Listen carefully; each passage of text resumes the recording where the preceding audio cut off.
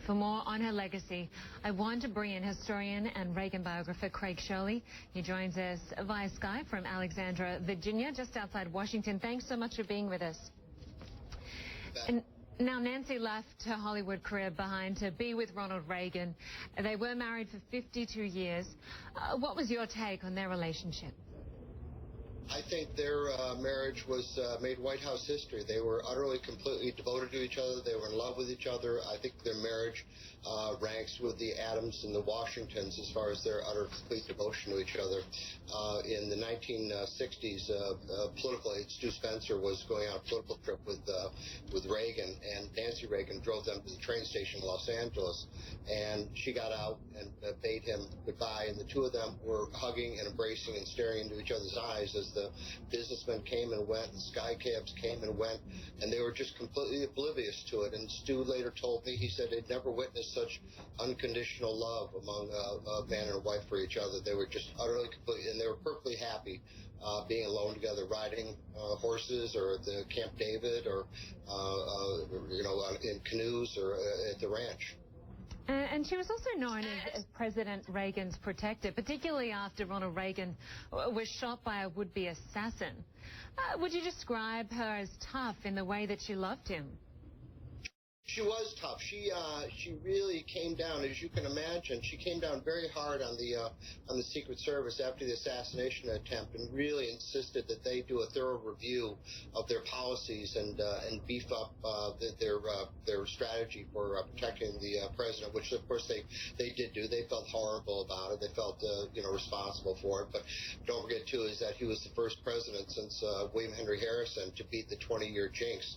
And maybe that had to do something with Nancy Reagan. Every 20 years since 1840, a president had died in office until Ronald Reagan in 1980. So maybe she had something to do with it. But she didn't get involved in policy so much, although she did say that she slept with the President of the United States, and so she would use that access and that influence to help him along as she saw fit. But she really didn't get involved with nuclear policy or tax policy or things like that. But she would, if there was personnel problems, she would offer her advice or her suggestions. He would ask her advice, and she gave him very frank counsel. They really were.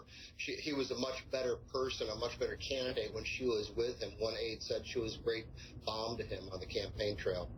And of course, she was by his side every step of the way as he was suffering Alzheimer's disease before his death. She also broke away with fellow Republicans in backing stem cell research as a way to possibly find a cure for Alzheimer's. Talk to us a bit about her legacy. Well, I think Nancy Reagan will go down as not just as a first lady, but as a great lady. She raised millions for Alzheimer's research. She did much for drug abuse in America with the Just Say No campaign. She raised money for Vietnam POWs when they came back in the 1970s. So she had plenty of causes. I think it was a myth to think that she didn't have causes like Jackie Kennedy or Rosalind Carter or Betty Ford or whoever. She did a lot of good charitable works for people, and of course devoted herself also to his legacy, and his library was going to make sure that Reagan wasn't forgotten. And I think we can all agree that Reagan has not been forgotten, and she deserves a lot of the credit for that. She certainly does. Craig Shirley, Reagan biographer, thank you so much for sharing your insight with us.